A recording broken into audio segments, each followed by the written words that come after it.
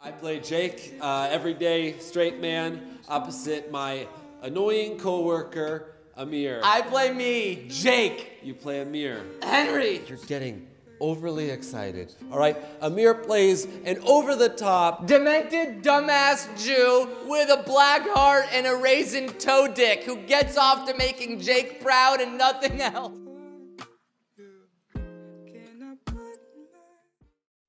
Duo comedy is a comedic structure that has been around for the better portion of the last century. This dynamic most often relies on one character to play the straight man, while the other plays the funny man. The straight man is more often deadpan and, for all intents and purposes, normal. The funny man is loud and outgoing, with many of the jokes being fostered through their difference in demeanor. However, there is more to this dynamic than simply differences between the two comedians. To get to the root of this, we need to look at Lacanian psychoanalysis and the breakdown of the id, ego, and superego.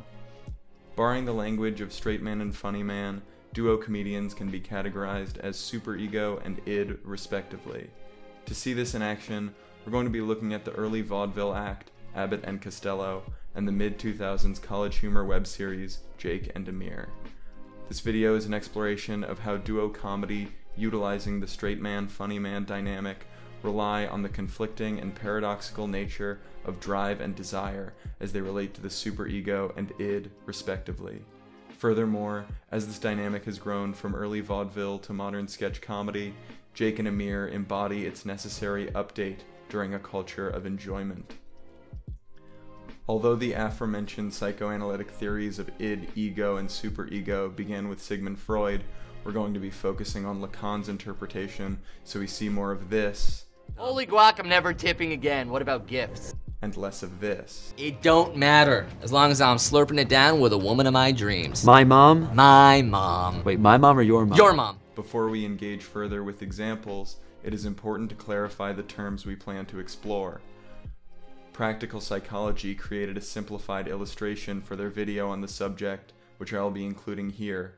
There will be a link to their video, as well as my other sources in the description. The id is purely focused on desire and instant gratification. The superego concerns itself with order and law. These graphics are from the purely Freudian perspective, and Lacan's editions add the terminology of drive and desire to the superego and id. The ego exists to regulate the two and leads to decisions that minimize risk in line with the superego and maximize pleasure through the id. We'll be touching on the ego more later, but don't worry about that right now. To see this play out, let's watch a brief interaction between Jake and Amir in the episode Airline Scam. For context, although the title accomplishes most of what one would need, Amir is explaining his plan to scam airlines. Okay, thank you would have sufficed for saving you time, money, effort, and let alone cash. How does it save me time or effort? It costs both of those things. And you know, for most people, this involves overcoming some kind of moral obstacle. Well, I'm not most people's. You say that like it's a good thing. It's a very bad thing, all right?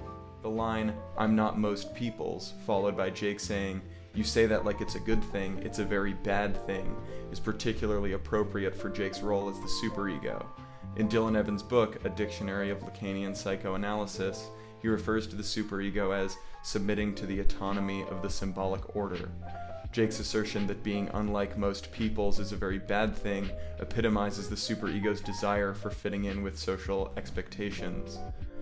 We see similar interactions at work in Abbott and Costello, albeit in a much tamer way. Abbott is constantly attempting to root Costello back in reality. Looking at their, and arguably the, most popular comedy sketch of all time, Who's on First, we can see this in action. Well, that's all you have to do. Is to throw the ball at first base. Yeah. Now, who's got it? Naturally. Sure. Look, the guy is running to first base, Abbott. I want to throw the guy out. So I throw the ball to who? Naturally. Throw it to who? Naturally. And who's got it? Naturally. So I pick up the ball and I throw it to Naturally. No. You throw the ball to first base, then who gets it?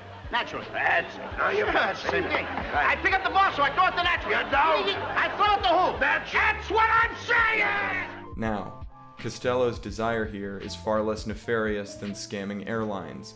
He simply desires knowledge, an understanding of the names of those on a baseball team. Abbott is constantly reiterating that Costello is correct about the names. We can see how this still relates directly to the superego from a slightly longer passage in Evan's book. The superego has a close relationship with the law, but the relationship is a paradoxical one. On one hand, the law as such is a symbolic structure which regulates subjectivity, and in this sense prevents disintegration. The superego arises from the misunderstanding of the law, from the gaps in the symbolic chain, and fills out those gaps with an imaginary substitute that distorts the law. The law here, metaphorically speaking, is the simple clarification of Costello. What you are failing to understand is that in fact you are saying the names of the players, who and naturally are their names. This obviously strips away any of the comedic irony at play, but the greater point is that Abbott as the superego is distorting the law by adding the imaginary substitute of affirming Costello without the needed clarification of a truly just body. We can see this filling in of the laws at play in Jake and Amir's episode, Tipping. This one's pretty messed up, actually. It's about 300 pages of bomb schematics and pictures of Leron taking a dump on public libraries, which he swears to God is not illegal. And then there's like a personal treatise devoted to how tipping isn't technically mandatory. Well, that's true. What? Tipping's not mandatory. You don't have to do it, but a lot of waiters and service persons rely on the income. Holy guac, I'm never tipping again. What about gifts? What about gifts? While Amir, upon finding out that he doesn't need to spend any more money in order to tip, swears off the practice and even attempts to go further by asking about the mandatory nature of gifts. Jake brings up the moral push to provide necessary income to service people. This filling in of legal gaps distorts the law by adding a conscience to that which is not mandatory although encouraged. Jake acts as the subjective regulator to Amir's antics without being an authority. It is also worth clarifying the difference between ego and superego as it relates to Jake. Whereas ego represents the imaginary, the superego is symbolic and relies on speech. In other words, the ego is an internal regulatory voice, while the superego is the verbal signifier of acting lawfully. Now we can talk about the ego. To put it simply, the ego is the sketch. The space containing both the id and the superego creates an unspoken balance between the severity of both characters. There is a paradoxical relationship between drive and desire, and thus the superego and id as well. They need one another to exist as fully fledged entities, and the ego is there to balance them with one another. This is why duo comedy has stood the test of time and continues to resonate despite drastic shifts in content that we will explore in just a moment. The structure of a sketch is able to balance hyperbolic and exaggerated instances of the id and superego at odds with one another. It feels obvious to assert, even by the previous examples, or certainly to anyone familiar with both duos, that their content is vastly different. While Abbott and Costello work mostly with simple wordplay, Jake and Amir are often vulgar and over the top in the antics with which they are engaged. The difference between their two styles is emblematic of a cultural shift from one of prohibition to that of enjoyment.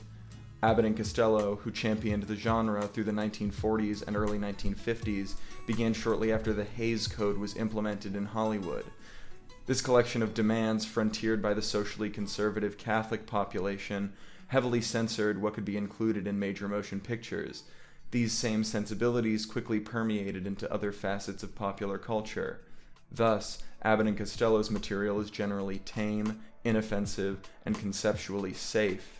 As the Hays Code was lifted, or rather stopped being enforced, popular culture and cinema began to shift drastically. Topics which were at one point taboo became acceptable, and media became more outlandish, especially regarding the standards of the previous generation. McGowan, in his piece The End of Dissatisfaction, discusses this cultural swing, even more so than simply allowing controversial or offensive topics to appear. Culture shifted to a society that commands enjoyment, not one that simply allows or encourages. In a culture of prohibition, desire is stifled and the id is greatly repressed. Displays of desire, be it sexual promiscuity or the subversion of occupational expectations, is met with backlash. There are allusions to these cultural viewpoints in the way the superego of Abbott interacts with Costello. Let us refer quickly back to the same clip of Who's on First. I throw it to natural. No. You throw the ball to first base, then who gets it? Naturally. That's it. Now you're same thing. I pick up the ball, so I throw it to naturally. You don't. I throw it to who? That's what I'm saying! Abbott is growing frustrated with the excess of Costello's id, to the point of losing his temper and raising his voice. This is in stark contrast to the vast majority of Jake and Amir. Granted, there are episodes of Jake and Amir where Jake will yell or even physically fight Amir. However, those are outliers in their larger catalog. In a culture commanded to enjoy, Jake simply tells Amir to do his work or shower without the same fervor and pushback as Abbott towards Costello. To make this more precise, we can look at how both duos tackle insufficient performance in regard to employment. So you're not even pretending that you do work for the company anymore? Work is fun, but I've actually been pretty into hobbies recently. Horticulture being the latest.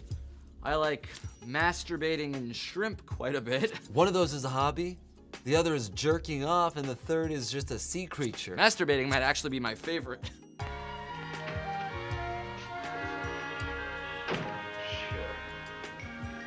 Just as I... What is this all about? What's about with you? I'm out all day long looking around for work. Do you ever go out and look for work? Well, surely I was... Am I the only one that's going to do all the work around here? I was working. I was reading a comic book. Reading a comic book? That don't feed you, my friend. Barring the obvious content differences here, we can see startlingly different sensibilities around employment. Jake is passively and almost amusedly pushing back on Amir's new hobby, as it is detracting from his ability to perform the tasks required of him. This too relates back to the nature of the superego as a force that is separate from the law. Jake is not Amir's boss. He is simply a co-worker, and thus can enforce no repercussions for Amir's poor performance. Abbott, on the other hand, storms into the apartment and forcibly removes the comic from Costello's hands.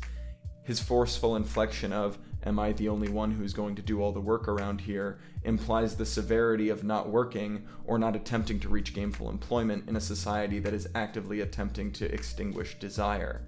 In a culture of prohibition, the systemic agenda is based around drive, where in a culture of enjoyment, not only is one commanded to follow their desire, but to use it as their guiding force. This adds a level of complexity to Amir's character and his relationship to his superego, Jake. Slovenian philosopher and Lacanian scholar Slavoj Žižek articulates the relationship between the commandment to enjoy and a culture of enjoyment in the 2005 film Žižek. The problem today is that the commandment of the ruling ideology is enjoy in different ways. It can be sexual enjoyment, consumption, commodity enjoyment, up to spiritual enjoyment, realize yourself, whatever. And I think that the problem today is not how to get rid of your inhibitions and to be able to spontaneously enjoy.